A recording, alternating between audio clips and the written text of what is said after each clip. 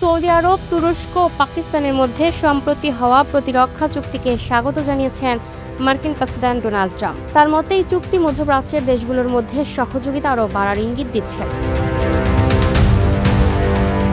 সোমবার 17 August the Times of ইসরায়েলের প্রতিবেদনে প্রকাশ করেছে। ট্রাম্প সামাজিক যোগাযোগ মাধ্যম ট্রুথ সোশ্যালে লিখেছেন, এই চুক্তি দেখাচ্ছে যে মধ্যপ্রাচ্যের দেশগুলো ধীরে ধীরে একসঙ্গে এগিয়ে আসছে। একই সঙ্গে নিজেদের নিরাপত্তা নিশ্চিত করার সক্ষমতাও তারা আরও বাড়াতে পারবে। চলতি মাসের শুরুতে সৌদি আরব, তুরস্ক ও পাকিস্তান একটি যৌথ প্রতিরক্ষা চুক্তিতে সই করে। চুক্তির আওতায় কোনো একটি দেশের ওপর হামলা হলে সেটিকে 3 দেশের ওপর হামলা হিসেবে বিবেচনা করে যৌথভাবে প্রতিক্রিয়া জানানোর কথা বলা হয়েছে। চুক্তিটিকে মধ্যপ্রাচ্যে নতুন ধরনের নিরাপত্তা সহযোগিতার গুরুত্বপূর্ণ পদক্ষেপ হিসেবে দেখা হচ্ছে। এর মাধ্যমে সৌদি আরব ও পাকিস্তানের পাশাপাশি নাটোর সদস্য তুরস্ক একটি নতুন আঞ্চলিক প্রতিরক্ষা কাঠামোর সঙ্গে যুক্ত হয়েছে। এর আগে তুরস্কের প্রেসিডেন্ট রিসেপ তাইয়েপ এরদোয়ান জানিয়েছিলেন, ভবিষ্যতে মিশর সহ আরও দেশ এই প্রতিরক্ষা ব্যবস্থায় যোগ দিতে পারে।